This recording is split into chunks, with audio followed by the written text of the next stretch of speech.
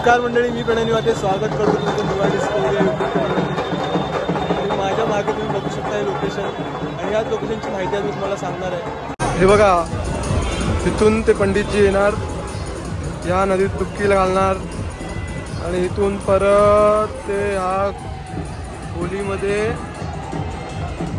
मारून त्या मंदिरात स्थापित। आज या व्हिडिओच्या माध्यमातून तुम्हाला भक्तीमध्ये किती शक्ती असते हे दाखवू इच्छितो। साधनेतून मनुष्य अशक्यही शक्य करू शकतो। मथुराच्या छोट्याशा गावात फलींचा पंडा म्हणून प्रसिद्ध असणारी ही होळी मनवली जाते। तुम्ही जर या गावी येऊ इच्छिता तर दिल्लीपासून फक्त 140 किलोमीटर, मथुरापासून 40 किलोमीटर आणि कोशी या गावातून 20 रुपये पर हेड ऑटोवाले तुम्हाला या गावात सोडतात। गावात जाण्याचा रस्ता अतिशय सुंदर आहे। गावात हॉटेल्स नाही तर गावच्या कुठल्याही घरात तुम्ही राहू शकता। कोणीही तुम्हाला घरी थांबण्यापासून नाही म्हणणार नाही। जेवणाची सोयही तुमचे 30 लोक घरी करतील आणि कुठलेही पैसे ती लोक आकारणार नाही। गावात भक्त प्रल्हादजींचं सुंदर मंदिर आहे। त्याच मंदिराच्या शेजारी मेळा लागतो आणि होलिका सजवली जाते। होलिका दहनच्या दिवशी पूर्ण दिवस या गावी होळी उत्सव साजरी केली जाते।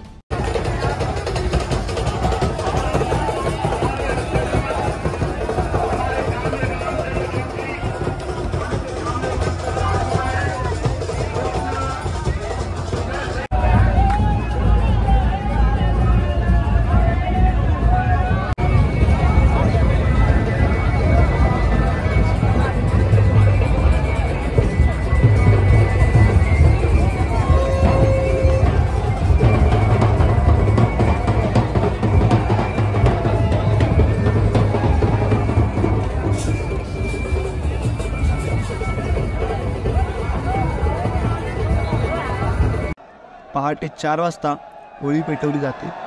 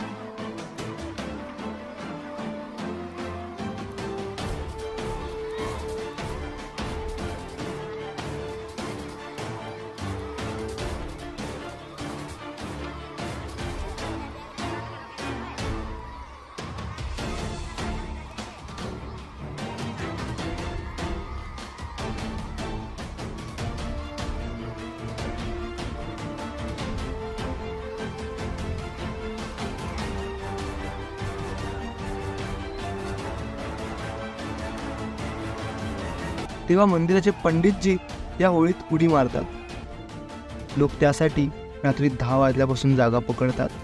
हळूहळू गर्दी वाढतच जाते। भेटेल तिकडे लोक जागा पकडतात। ज्या आगीच्या बाजूला साधं उभंही राहू शकत नाही त्या होळीच्या अग्नी प्रल्हाद मंदिराची पंडितजी उडी मारतात।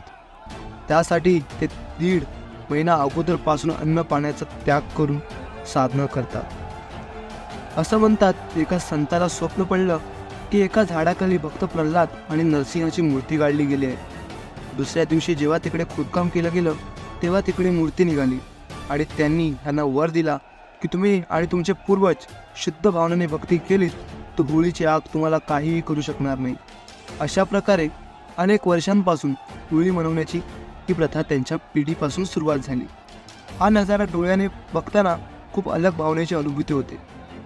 आपल्या डोळ्यावर आपला विश्वास बसणार नाही।